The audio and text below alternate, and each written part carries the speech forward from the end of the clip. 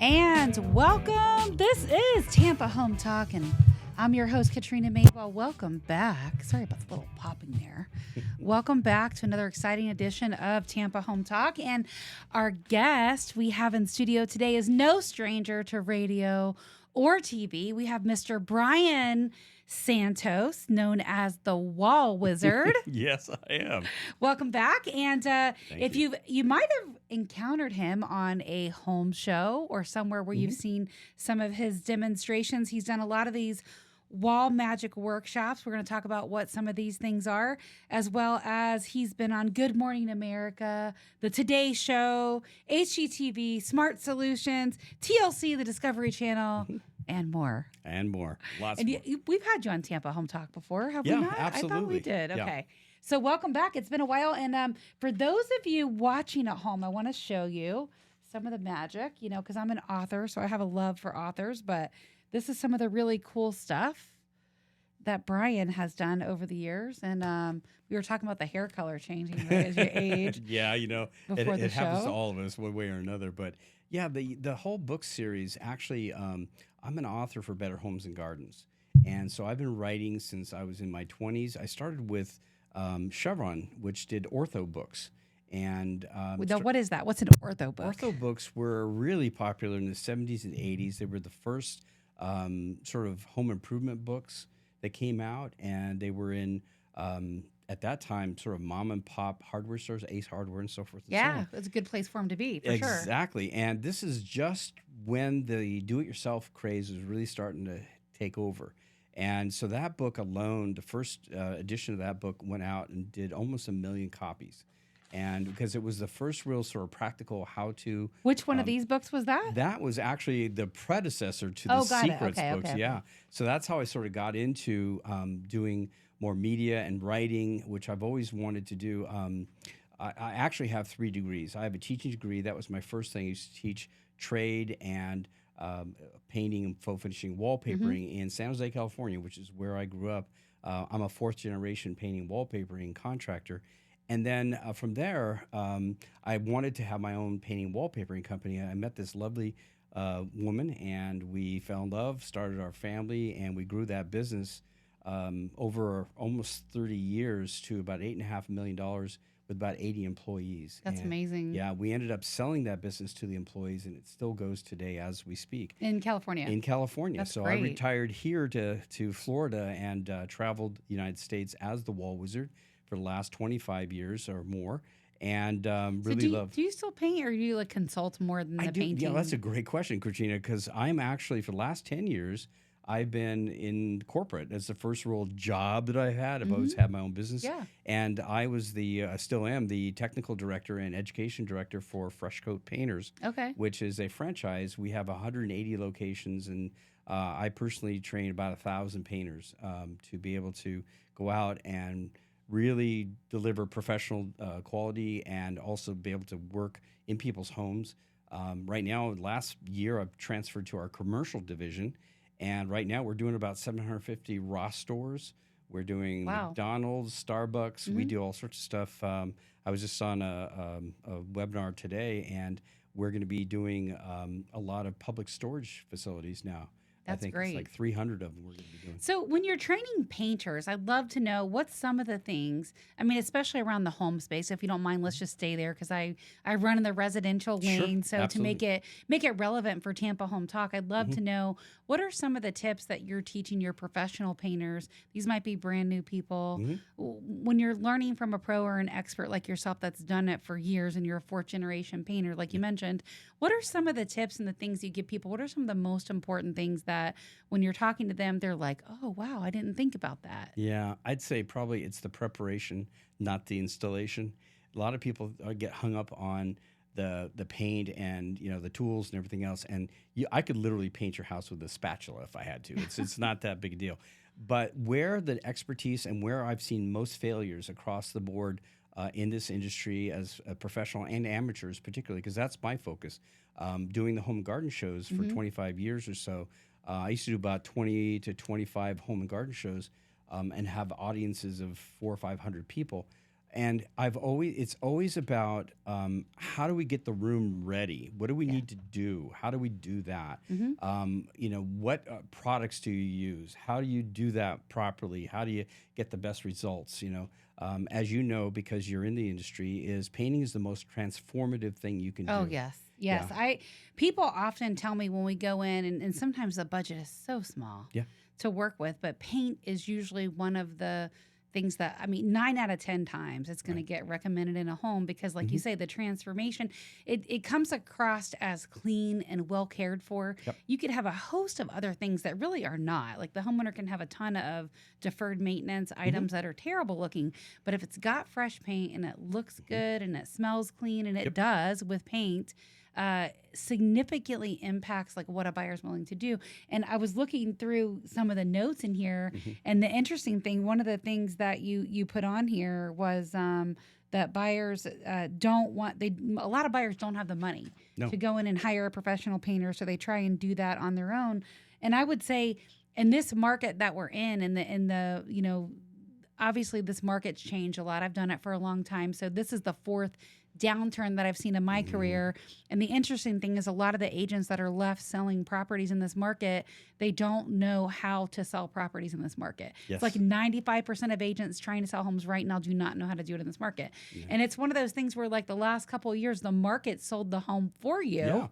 But now that you have to show up and be a professional, you got to tell them things that people don't want to hear. They don't want to spend thousands of dollars or the time that it may take to paint it, and they may not do a great job, right? Yeah, that's a problem with the DIY aspects. One of my recommendations is most people can handle a bedroom, okay? But when it comes to exterior house, hire a professional, because that in our climate here, I've lived here for 28 years now, we need to have a professional application done because of the heat, humidity, the algae, the salt water.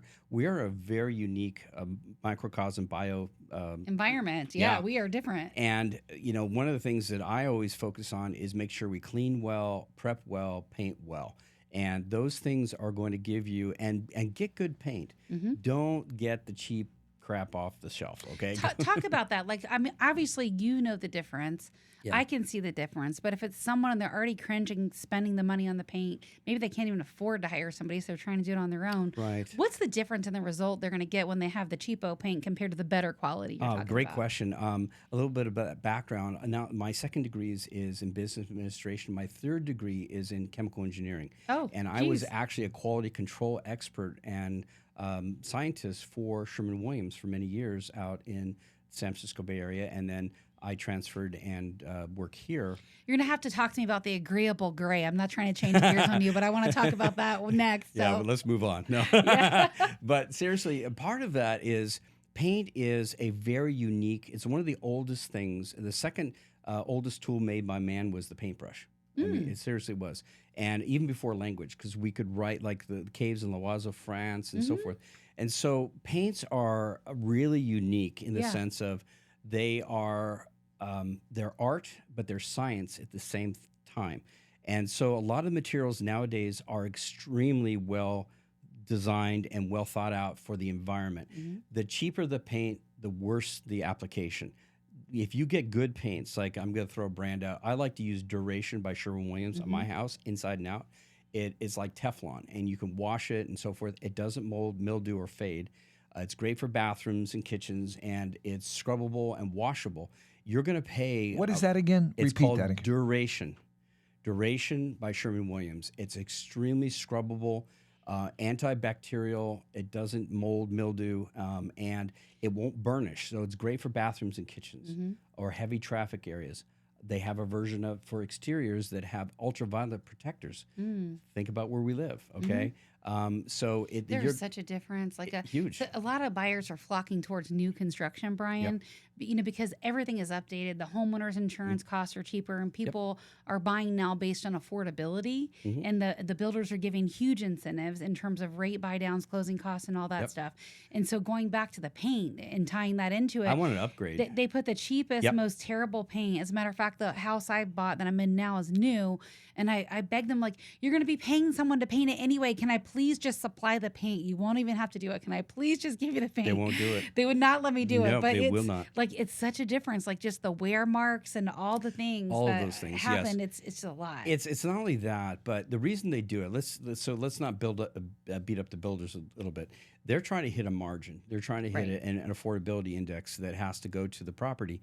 And so and it wasn't a dig on them. It was just a comment about the paint. Oh, no. I totally can't believe it. We call it chalk. I mean, it's literally, we call it blow and go. And it's because what they're coming in to do is just put color on the wall. They're not trying to give you a finish.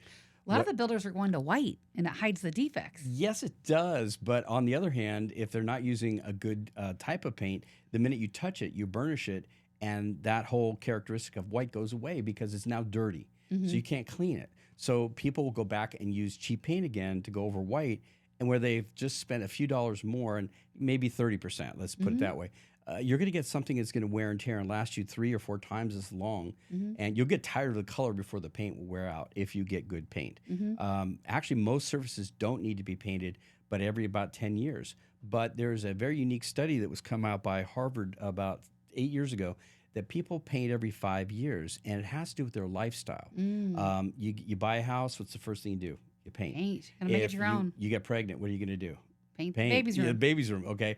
Now they're going into a big boy's room. What are they going to do? Repaint. Paint. See, so, and then there's graduations and weddings and events and so forth. So one of the things that I really try to get people to do is a maintenance cycle. It's like every year, pick an area of your home and paint it. And what's going to happen is you're going to go through that entire house generationally as your lifestyle changes and as your needs change or as fashion changes. That's another aspect about paint that is really dramatic. You were talking about agreeable gray. Yeah. Oh my God. The only reason why I bring that up is because you said you have a chemical background and you understand paint like at a deep level better than most painters. And so I just think that paint is so fascinating. I don't understand that. That's why I'm asking you. Sure. But we can paint, and still we're using agreeable gray. I would have thought for sure we're like moving on from that color by now. But the fascinating thing about it is it doesn't matter what's in the room. Like you could have bright blue chairs like we have here. You could have red. You could have any variation of color. And the paint almost camouflages to whatever is in the room. It's fascinating. It's actually, I don't know how they did that. It's a chameleon. That's basically what it is. And it has to do with two things, really. It's about the pigments they use and the lighting that's in the room. So there is a big difference. Light is color, and color is light. And that's what people don't realize. But being that now we have LED lights and all these things, you will always want to go to the warm tones in your lighting because that changes the color palette in the house. So that's one of the first things I do. I talk about this in the book. Is I have what I call a decorating pyramid, and I always start with the things I cannot change in the room. If it's going to be flooring, a carpet. I can change pillows. I can change the artwork. But the last thing I'm going to choose is the paint, not the first thing. And that's what everybody does. Okay, that's interesting. Yeah, so I pick my palette based upon how I furnish it, and because there's a million colors, I can literally. So you're starting with the floors and the furniture. Yeah, and all that. The hardscape is what I call it, and then we go to the softscape, and then we go to the paintscape, and the paintscape can be changeable. It's ever changeable because I can refine it down to the tint or shade that is going to be exactly correct. And where do designers get their inspiration? Look at the fashion magazines now, and you'll see the colors are going to come out 3 years from now. Okay, so couture. So even on the walls, like even on the walls, the trends, like absolutely, for what people are every wearing. season. Then it goes through. It's called the Color Marketing Group. It's an international organization. I was a member for a while, and what we do is we come to a conclave and we sort of understand what's going on sociologically. We understand culturally what's happening. We find out what's going on. War affects color. Yes. Anything like economic stress does, Yeah. or positivity, because it's uplifting colors. And we What do you actually see this. What do you see now with economic stress? Because there is a lot of that going on right now in the market. Yeah, that's one of the reasons why we're moving away from gray, because it's very dull, Got and people it. are trying to do expression. And we're seeing what's really interesting is we're seeing a palette trend that is a combination of the 1920s and the 1970s, which is a really interesting. One was extremely depressing and one was extremely joyful. We're transitioning. They're very extreme, very different. and also some of the most vibrant colors that we ever had came out of the Roaring 20s. Yes. Came out of the teals and the gold, the bronzes and things like that. So the Miami colors are back. Are you seeing, you're seeing more of that now? We're starting to see. We're never going to see avocado green again. Okay, so that's dead. Don't 70s, go there. Yeah. But it's a variation of it. But what we're seeing is really pastellies. We're like seeing a sage green, yellows. Yes, that palette is coming back in again with a little bit more yellow tone underneath it. Okay. Which is, again, people are striving to rise above, and they want. Color gives joy. It really does. And so we're starting to see, there was a trend about 10 years ago. We were doing a lot of accent walls, or we call color blocking. We're starting to see that happen again. But what's the different twist is 3 walls are going to be the color block, and now we're using wallpaper.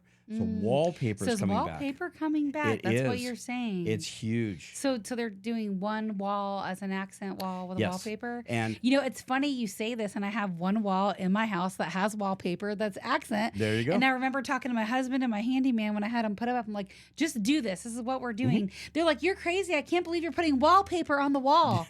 And I was like, and when they said that, I go, yeah, I can't believe I'm putting wallpaper on the wall either, but I really like it. It's coming back. It's one wall. And it's not your grandmother's wallpaper. No. It's not little fussy things. This it's is like graphics. a denim look with texture almost, exactly. and it has there's big mirrors with like white So trim you're around right. it. You're right on point. What's happening is we're going through what we call an organic trend. We're starting to see grass cloth and string cloth and cork and things that are extremely People organic. like the texture. Yes, leaves. I've actually seen wall coverings that are taking real leaves that are dropped from the autumn. They reprocess them. They actually laminate them to paper, and that goes on the wall. Wow. So you can see that the organic trend, that's what I'm calling it, is really starting to take hold because, number one, it's calming and soothing. And when we're going through stressful times, we want to have things around us that are very calming and soothing.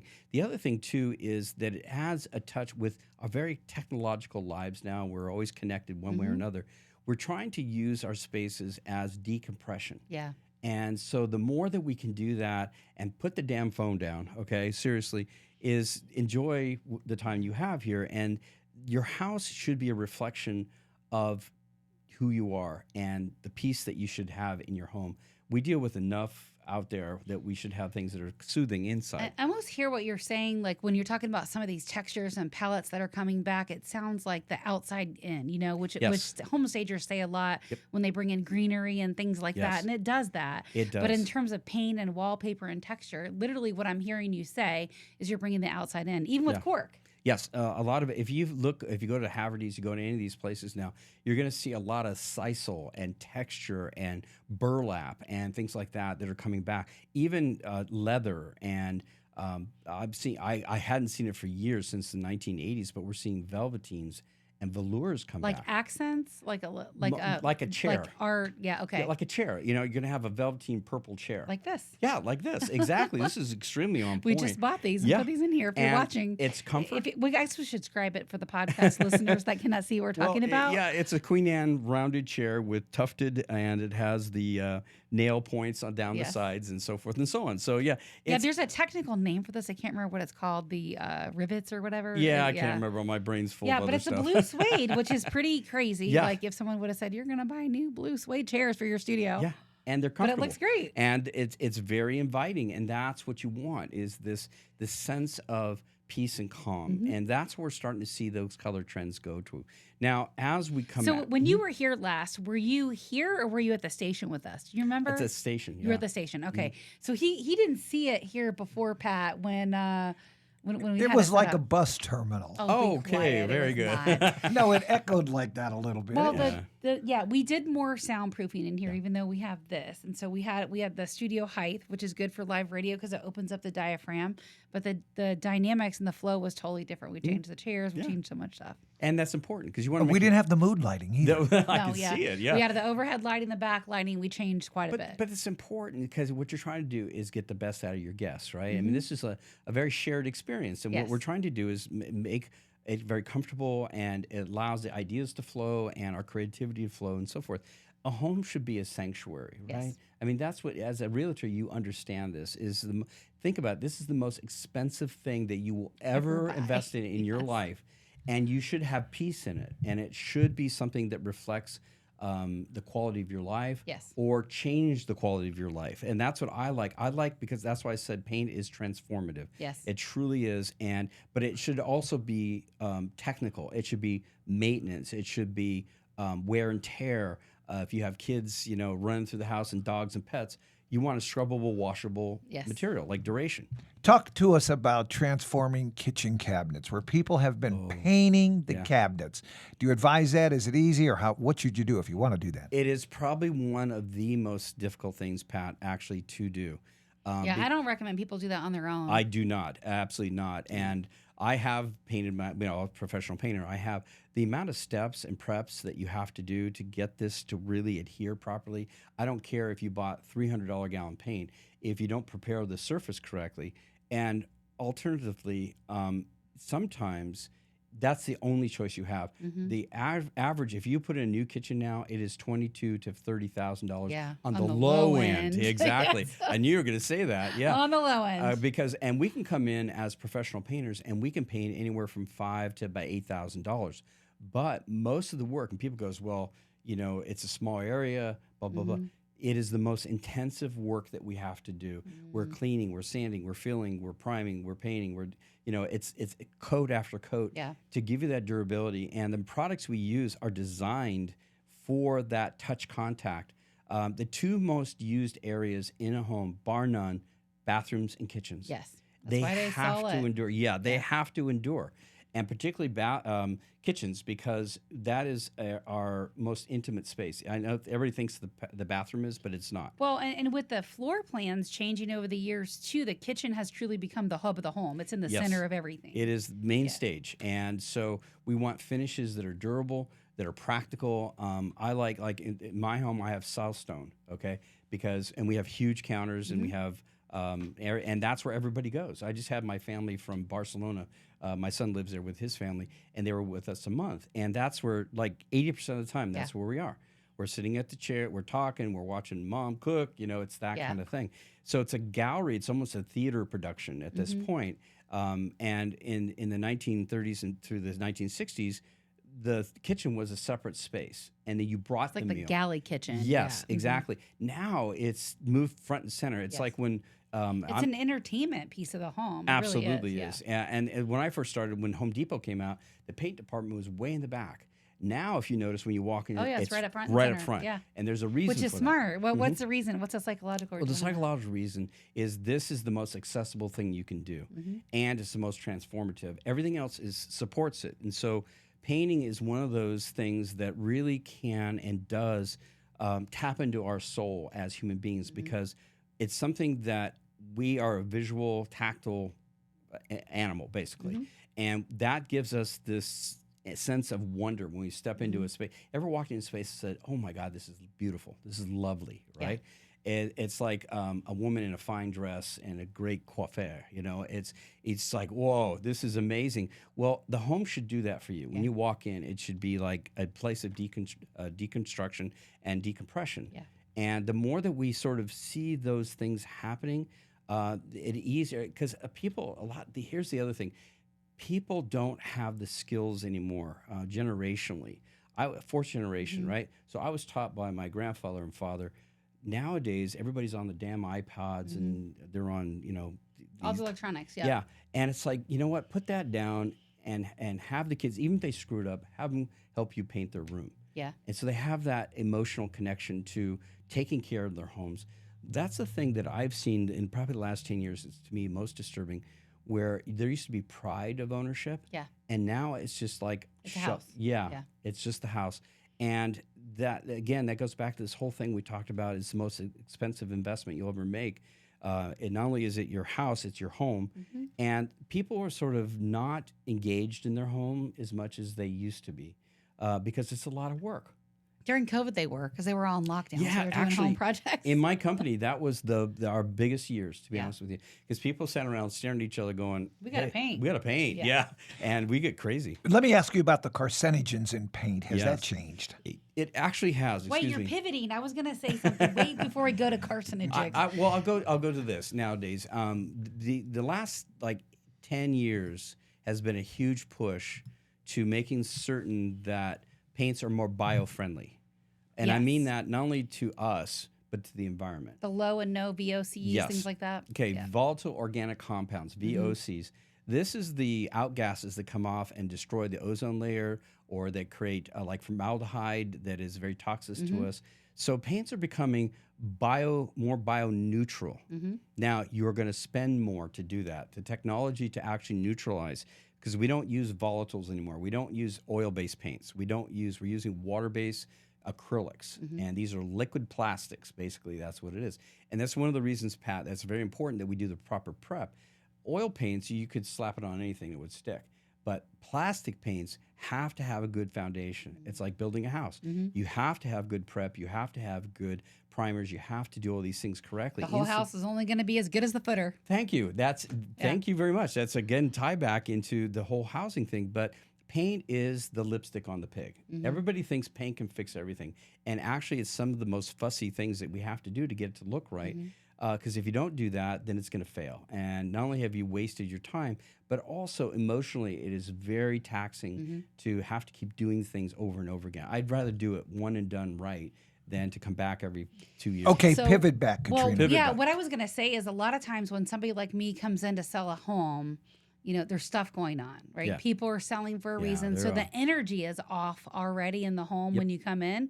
And a lot of the things in that energy also reflects that. It could be wear on the paint. It could be a number of things. It could be the colors, and going back to what you're saying, your home should be your sanctuary. It really should. You have to have that zen, that space in your home. And if you don't have it, you got to create it in color, accessories, just the way the room flows, the way the furniture is.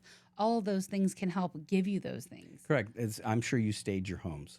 We do. And the reason, even whether it's a mini stage or a full home stage. Correct. And the reason for that is you're painting the dream. You're getting this idea of the concept of the home, not the home. And that's really, again, what paint does as well. And wall coverings. I also taught faux finishing, which is coming back again. So people walk in, they see a big open area, Brian, that without furniture in there, if it's empty, they can't visualize where stuff is supposed to go. And it looks smaller than it actually is with furniture in it. Exactly. And we have a saying in our industry that most people have taste only in their mouth. And well said. Yeah, and the thing is sometimes we need somebody else to help create that vision. Yes. I was one of the first people on HGTV. Back in I did a TV show with, he's passed away now. His name was Ron Hazelton, the House Doctor. It was the House Doctor and the Wall Wizard. This was out of KGO back in the 70s and 80s. We were the first ones to actually be picked up by HGTV when it came as scripts. And it was one of the most popular shows because what we did is we actually pulled back the curtain as tradesmen and showed people exactly what to do and why. And the why, as I always say in my books, the why is more powerful than the how-to. Correct, yes. And that is one of the critical things, foundations of the Wall Wizard is knowledge is power, and understanding how to transform it is not about the selection, it's about the process. You've got to understand the process to get the results you wish. So what tips would you give to our person listening or watching the show? What would you tell them about the process? Because people are going to paint on their own. They're just going to do it. So if you're training and teaching a homeowner, the DIY, which is super popular, HGTV invented that. Oh, yeah. What tips can we give the person listening? Remove everything out of the room when you paint. Honest to God, maybe keep the bed, but it'll make the job a lot more pleasurable to do. You're not trying to move things as you go. Yes. Protect. We have a saying at Fresh Coat, do no harm. It's like doctor, do no harm. Where a lot of problems get into especially with DIY is they try to work around everything. Clear the room. Pat and I were having a discussion. He goes, I want to remove my popcorn stand. I said, take everything out. Cover everything with plastic. Okay? And because the problem is that when you create a mess within a mess, you're a mess. More of a mess. Yeah. So it's a bigger mess. Yeah. Clear the room. It's also the time. Pat George, you're a mess. Did you hear that? Well, aren't we all? Also it's time. I like to do that, and we've done it in our home. Anything that goes back, I edit. We have far more stuff than we need to actually be happy. Yeah. And so it's this opportunity to clear the room and then put back only what's going to make you happy. If Get you rid of the moved, rest. you get that. Like if I keep getting rid of stuff, like with every move, it's a lot. So that's sort of a thing that my wife and I do. Now the kids are all gone. We have grandkids and so forth, is that we go through at least a couple of rooms a year as we're getting older now, and we are downsizing. I mean, we don't need the stuff. Yep. I'd rather have a good bottle of Chianti and a fine meal than to go out and buy something new. Yeah. It's the experience. And especially as you get older now, I'm in my 60s, and it's like, I want to have the memories. I don't need the stuff. I got all the stuff, and I've got too much stuff. Yep. And so I think that's another sort of lifestyle thing. And your kids don't want it. No, they don't. Want it. That was so funny that we had this discussion. My sister, my daughter-in-law, my son, and my wife goes, "Look at the beautiful china," and she goes, "I wouldn't have it."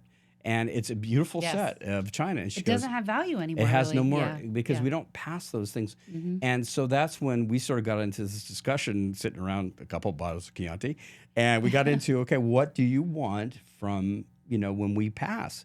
And they're saying pictures. Very little stuff. Yeah, we don't want the stuff. It might be one thing, maybe. Yeah. It's like even when my mother passed away, I have a table that I remember as a kid, and it was in the hallway, and I have that in my house. And that's the only thing. Now I have pictures, and I have a lot of other things, but when I look at that, it always reminds me of her. And I remember sitting around and drawing. She was an artist, and I wanted to be an artist, and that was our shared experience. And that's what a good piece of furniture should be about, is that connection to family or memory. What's a good price point for a good Chianti? I mean, a gallon of paint from Sherwin-Williams. What's a good price point? It's gone up so much since COVID too, hasn't it? But everything's more expensive. Everything is, because now we're a global economy, and these tariffs are not helping folks. I'm saying it is what it is. We just saw it started before the tariffs. Yeah, and it started when the minimum wage went up, and there was a strong demand. And all those things. And then also, I'll get into a side note. We don't have the trade replacement that we have now, so labor is getting very expensive. More expensive. But to answer your question, a good solid can of paint duration should be $65 to $90 a gallon. And 1 gallon's not going to do much. No, it does about 450 square foot. And that's why it's important, to be very honest with you, why we prime properly first. Primer's a lot cheaper. And by the way, this is one of the major questions I get from everybody. Does the primer in the paint actually prime? And the answer is no. So it has primer with paint? Yes, that is a marketing thing. And it's really, the primer that's in the paint is to make it stick to paint. It is not designed to stick directly onto drywall. We use something called a PVA, polyvinyl acrylic, and that is designed to seal off a drywall, and especially if a major color change. If we're going from a black wall to a white wall, we have to put at least 2 coats of primer, otherwise the color will bleed through. Or if we're going the other way, if we're trying to go to a dark color, it's very important that we put down gray. One of my wall wizard tricks, we paint the wall brown before we paint it black. Wow. Now, if you think about it, and if we're doing any deep colors like purples or oranges, we paint it brown. The reason why, if you mix red, yellow, and green together, what color do you get? Or red, yellow, and blue together, what do you get? Purple. Red, brown. Blue. Okay. Brown. I was thinking about this. They're like, tertiary. Sure. Yeah, they're tertiary colors. And what happens is now, whatever color you put on, it's going to pull that solid color out of it, and you get a much deeper color palette. And so that's one of the ways that we can save money, is by understanding how we prep properly, because yes, the top coat is the most expensive thing. And by the way, there's no such thing as 1 coat coverage. It's 2 coats. The first coat is always what we call the foundation coat. The second coat is called the color coat.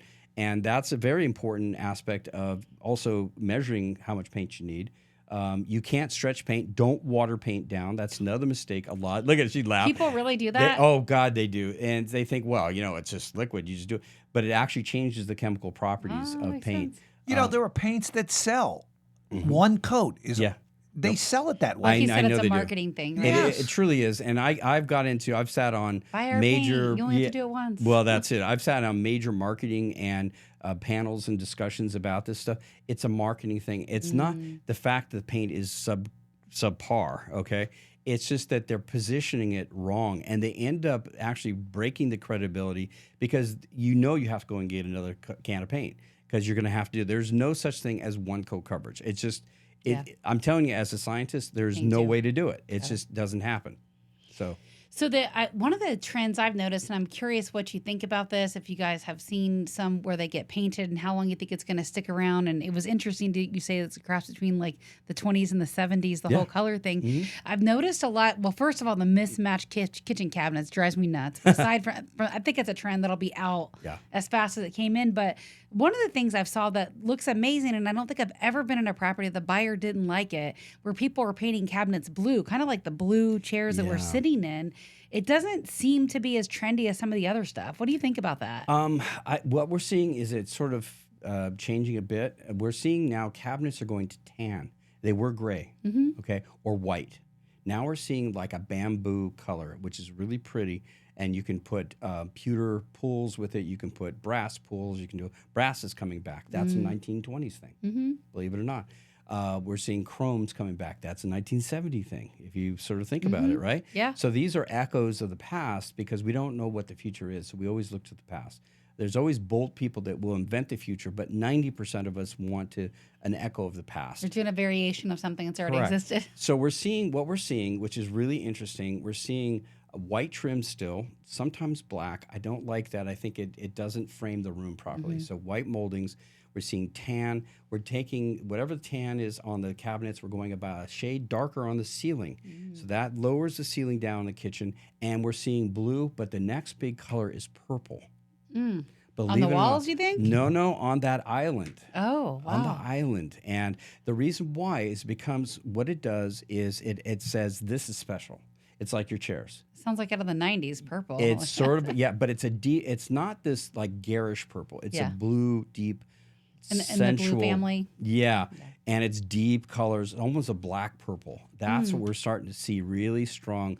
And I'm seeing evidence of this because we started to see this trend coming out of couture in New York and Paris about jewel tones. We used to call them jewel tones. Right. Well, they're calling, what do they call them? Everlast colors now. And what these are is deep saturated colors that are really evocative of stone and emeralds and things like that. So it has this rich, color and almost historical kind of and that'll feel. be a more expensive paint, most likely. It is. It's a more saturated. You are going to pay upwards of $110.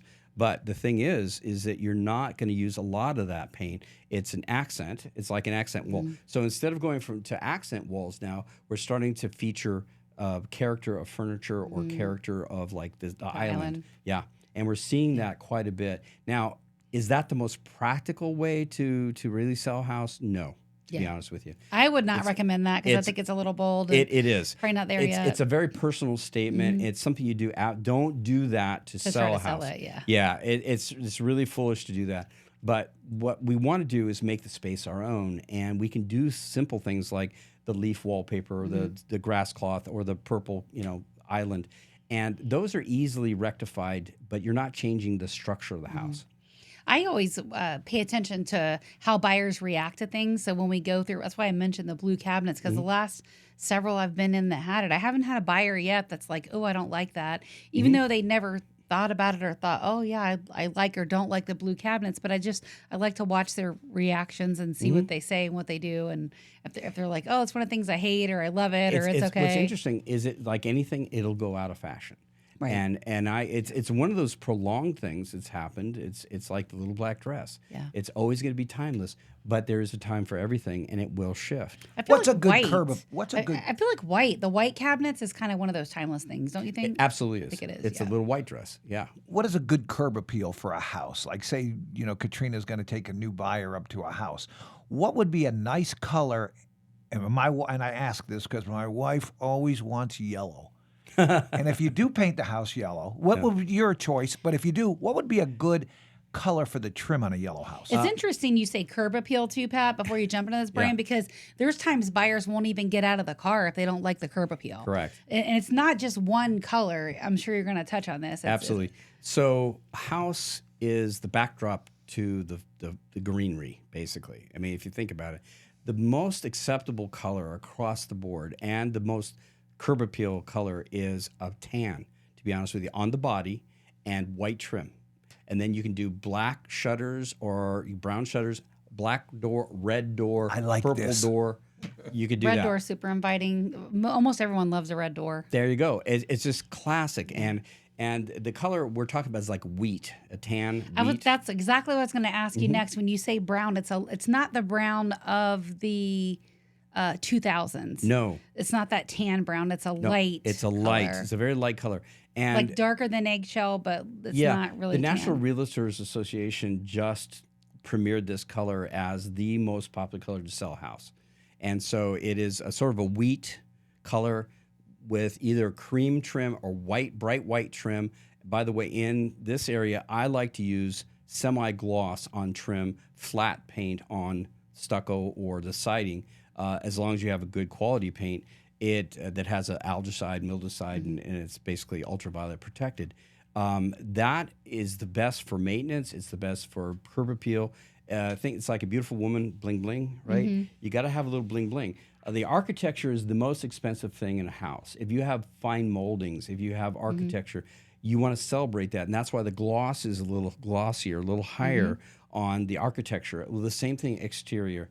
We like to have a little bit of pop, a little bit of shine to outline the frame and to hold the house in presence. That's what it's called. Yeah. And then also it shows off if you have a nice... Slow down. I'm taking notes for all of this. Yeah. If you have really beautiful gardens and things like that, it enhances, by having the tans and whites and everything, the green.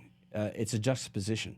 And that's also when you have pops of color and things like that, you use that in your landscaping. Going back to staging too, like the color and the variation of the color and some of the plants and the flowers matters. Yes. The backdrop for the house, the greenery for the grass, but you have plants. Yes. They should have in between with some pops of color, and then variations of size. You don't want all low plants, all high. You need to have a small, medium, large. Correct. We call it the golden triangle.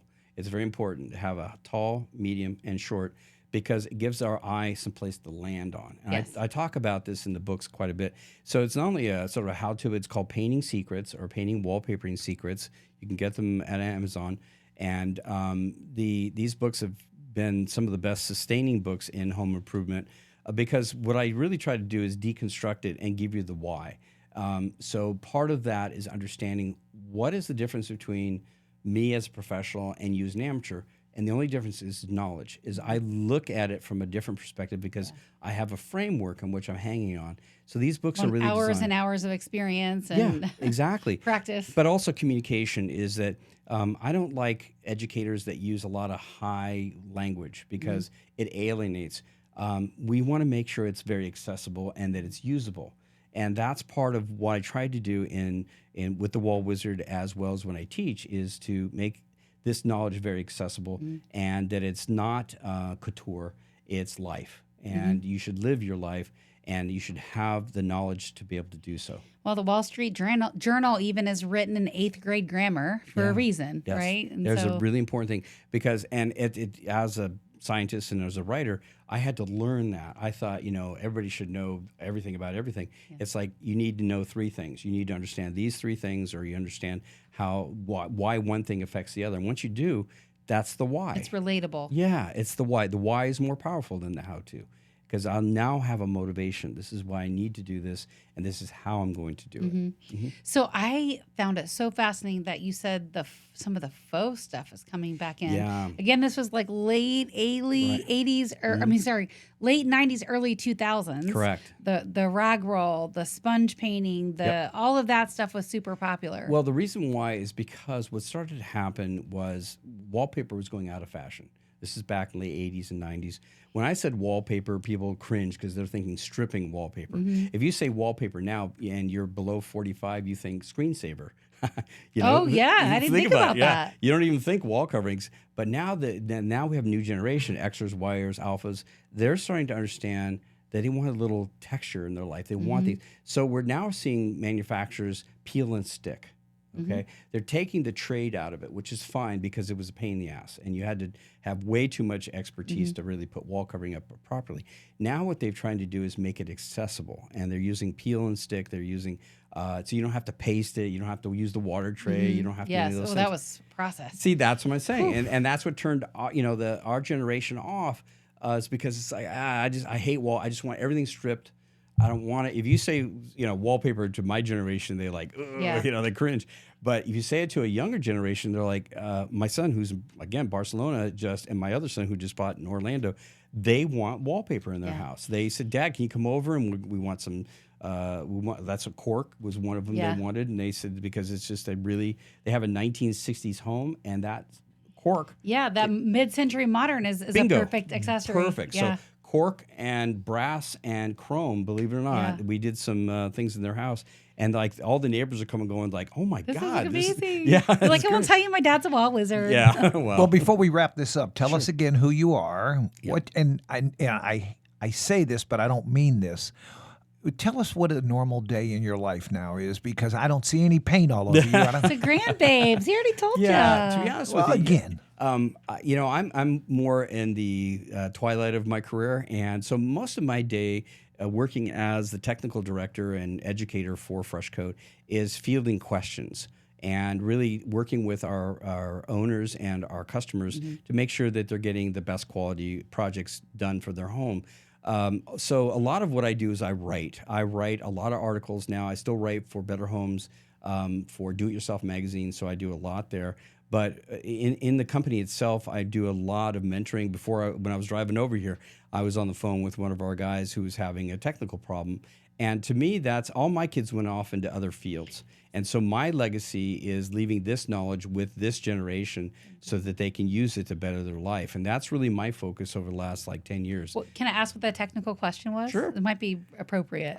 What they were trying to do is paint, they were trying to paint the interior of a warehouse with iron. Oh. And they just, again, really technical questions Yeah. like, how do we do this? What do we do? What do we, why didn't it stick before? And so I had to deconstruct it. It's like, I asked certain very poignant questions.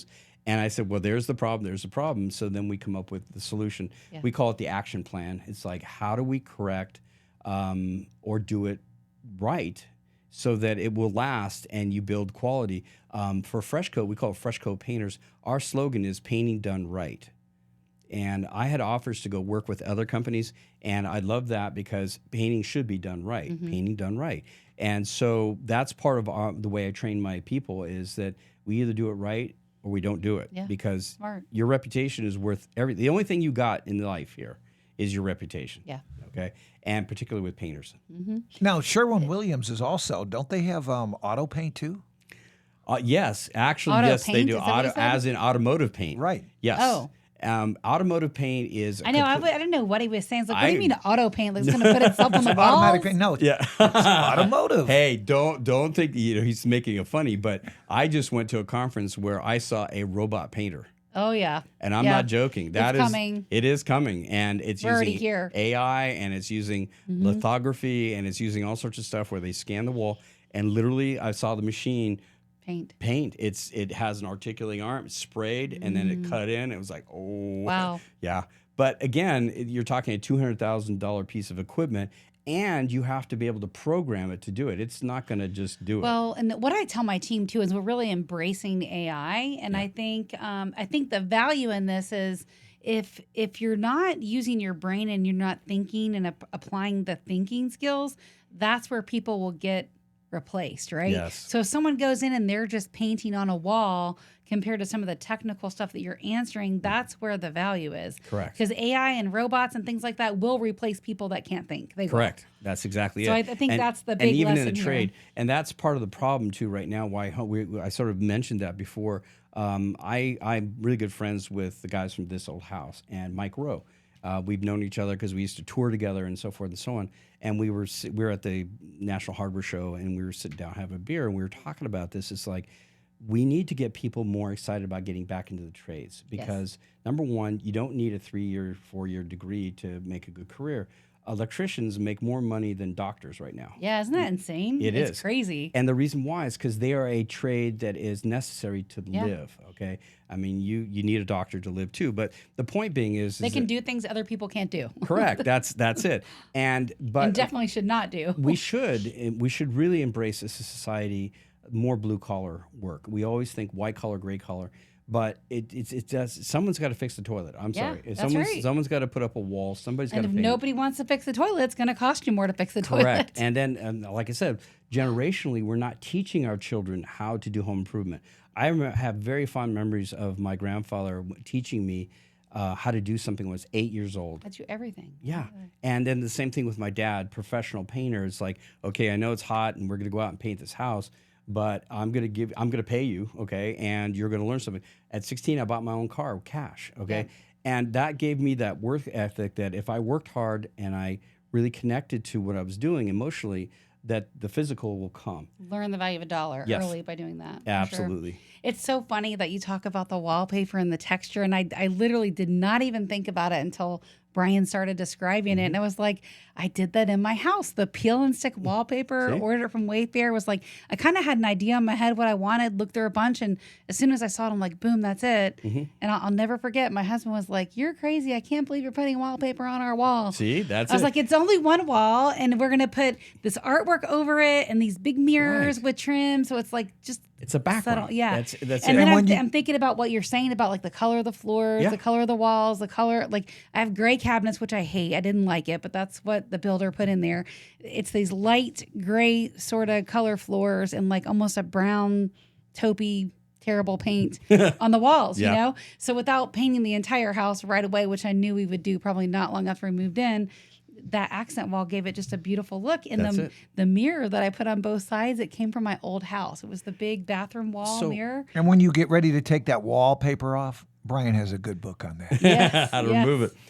You know what? Let's talk a little bit about the future. I know we got to wrap up, but where's this all going? You know, where are we going to do? Virtual reality and AI are going to change the decorating and decor business in a great way. Because you're seeing it in art. Yes. So what's going to happen is you're going to go into what's called a virtual gallery. I saw one, and you're going to walk in, and it's going to have huge plasma screens around you that are floor to ceiling, and they'll be able to project almost holographically into this space what the room, and you can turn it 360. You can look at it from above. You can change the lighting in it. It's most amazing technology, and it's using 8K. And it's using almost like a holographic. It looks real. It looks real, and it is. It's also computer generated, AI generated. So you can actually punch in French provincial country, and all these selections. You'll be able to take the furniture, click it, drop it in the room, and see it in scale, and actually see and touch the walls, and the color will change, and you'll be able to see it. And then people will buy stuff. They'll buy furniture based on that. Correct. So that's sort of if you think about it, that's the next logical extension. I was a writer. And still a writer, but the way we disseminated information was through books. How do we now disseminate information? Oh, it's not even going to be Google anymore because they talk about SEO. It's literally going to be Geo is what they call it, which is the AI search engines and just that learning. So language. Technology has a tendency, it shouldn't replace people, it should enhance people. And so I think that's going to be the next thing in design is that you've got to be part technician and part artisan. Yes. And that's called craftsmanship. And that's almost a full circle to what my great-grandfather used to do is had to be a craftsman to be able to paint the vision and be able to paint the wall. So well said. Let me tell you a thing. I talked with a code writer the other day, a program writer, that AI is replacing his job because you can go in and you can say, I want this, this, and this, and this done. Oh, yeah. And what's happening, though, that we're not aware of, or a lot of folks are not aware of, that the data centers take 100 times the energy, and our grids cannot Correct. So energy is going to be keep a up with whole, it. Energy is a major problem because of these data centers for AI. Oh, yeah, absolutely. But it's not, it's like Pandora's box is open, right? It's already, consumers are on it. And a lot of the consumers are not well versed in it. I think it's really simple, like a search engine. They don't realize how robust it is and how much it can actually do. I was talking to a friend of mine, just sold them a condo. She's also a past client. Her husband worked with us, and she's got a cancer, like a bone cancer that she's living with, and she's changed some of that with eating. And we started talking about it, and I said, if I were you, I would take all of your medical records, take all of your things, load it into AI, and just start focusing on the prompts. Like, you ask better questions, you get better answers, That's right? correct, Or better results. And I said, I would do that and just continue to lean into it and play with AI because, she has cancer. So, I mean, it determines probably the prognosis of her life. So, I mean, and consumers are going to get more and more familiar with that. We're already seeing it where people are going to just ask Chat GPT, hey, tell me about the real estate agents around me, right? And you can ask AI all about me. It'll tell you so many things and even though it's super private about a lot of things, it already knows. It knows things just by prompts and things you're asking. Future show, we will have an AI professional in here. Yes, definitely. I think it's important. Automation, again, I went to the National Hardware Show and the National Builder Show. Automation is not what you think it is. It's not going to be George Jetson. It's going to be how to control the environment. That's going to be really, and we've seen smart homes and things but the next generation, what they call sixth generation, is going to be something completely different. And it's you talk about George Jetson, but I don't think we're very far off. I mean, I'm seeing where people are already, there's home robots already that exist to do different things. So, I mean, that is the Jetsons in terms of Rosie, right? The robot. Right. The flying cars. I mean, we've got self-driving cars. I don't think it's a matter of time. Well, the thing that in my industry is the self-calibrating paint. Okay, you talked about how the color changes. Now I saw a demonstration of it's called an electropesic paint, where two applications. Number one, you can paint it on a wall outside your house, and it generates energy. It's solar, so you attach the wires to it, and it actually can power your house.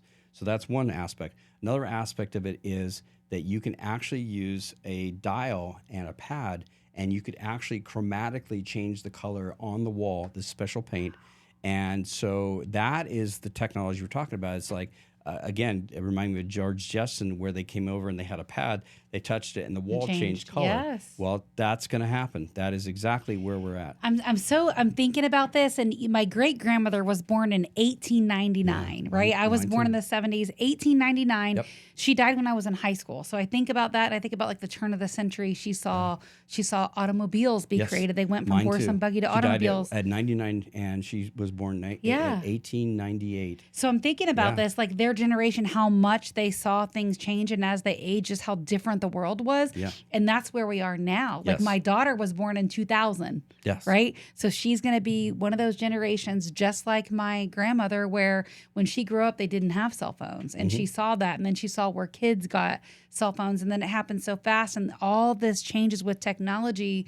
They're going to be mind blown by the time we get to the turn of the century or close to it. I just hope the social shock isn't so great that we lose who we are. And that's I think the downside of technology is like there's always a shock to the system. But it's like we need to connect more to people than to product at this point. That's why what I do still matters. It's why I'm still relevant, is because we can get in and get to the root of the people, right? Because at the end of the day, you can have all the technology, but if you don't love where you live and you don't love the space you're in, none of it matters. Exactly. Couldn't have said that better. Well, Brian Santos, the Wall Wizard, is our special guest today on Tampa Home Talk. The honor and the pleasure has been mine. Oh, my pleasure, truly. Thank you very much for joining us today. I'm your host, Katrina Madewell. As always, if you'd like to connect with us or Brian or any of our guests, 813-377-2775. That is our off-air number. You can call or text us at 813-377-2775. And love where you live, or we're going to fix it. Welcome home.